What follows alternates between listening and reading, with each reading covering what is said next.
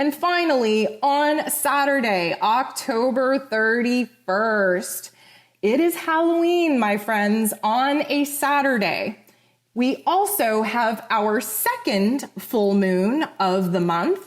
And anytime that we have two full moons, that second moon gets deemed a blue moon. It is very rare. That is why it happens once in a blue moon. And this particular full moon is going to be happening in Taurus. So we have the sun newly in Scorpio energy, which means that our full moon is taking place across the scales in Taurus. So this particular full moon event, again, full moon, ending, closure, release, purge. And a lot of this is going to be very deep, very emotional, very much about the alchemizing of turning pain into power. We have that sun in Scorpio really illuminating where it is we need to end things, where it is we need to transform things, where it is we need to rebirth ourselves into new paths, into new energies, into new perspectives. But this full moon in Taurus wants to take us back to April and May. Okay, again, October being very focused on rewinding back to the spring, seeing all that has changed, seeing all that has progressed, seeing all that has been forced upon us for our highest benefit, whether we see that silver lining or not.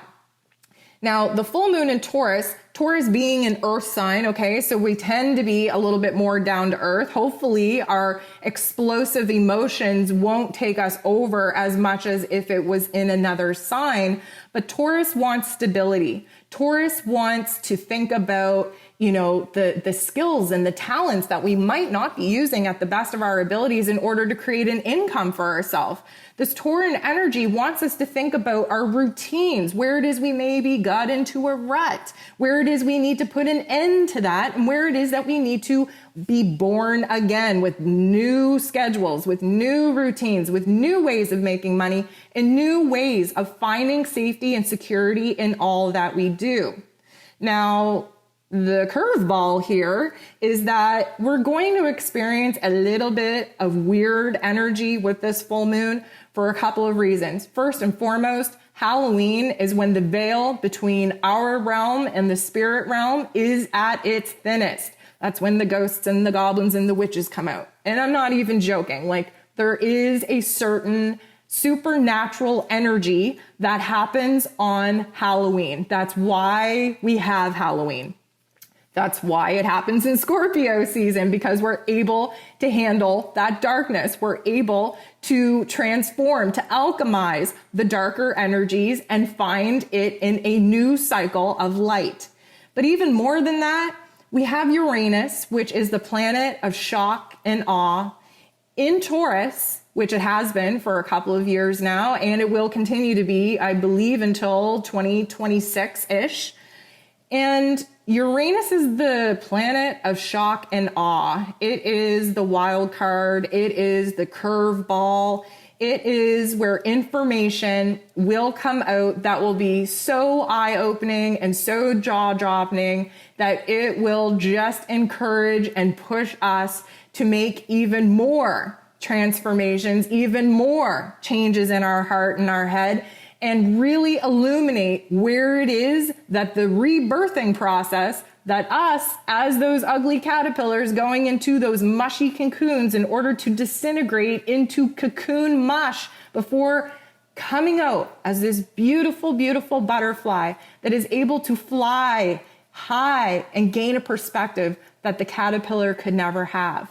That is what we can expect from this full moon event. And from that is going to give us enough knowledge, enough wisdom, enough understanding, enough encouragement to go ahead and really adhere to the path, to the timelines, to the storylines that we have been envisioning and basically have been catapulted into. And I don't want to get too ahead of myself, but to tie out the rest of the year, we have eclipse season and we have the great conjunction between Jupiter and Saturn on the solstice in December.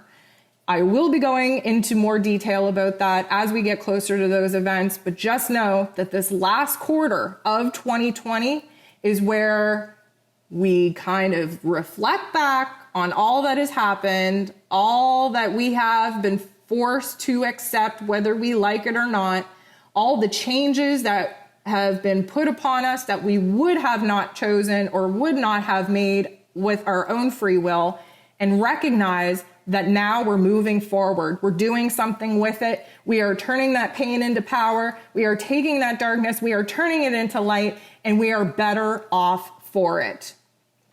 So that is your energy forecast for the month of October. It is going to be a powerhouse energy of a month. It is going to have some very, very high highs and some very expected low lows. I really do wish that you have the easiest path forward, the most graceful transformation, and of course, the lightest path forward. Thank you so much for tuning in to this month's energy forecast. I hope you have a beautiful October, and we'll talk to you soon.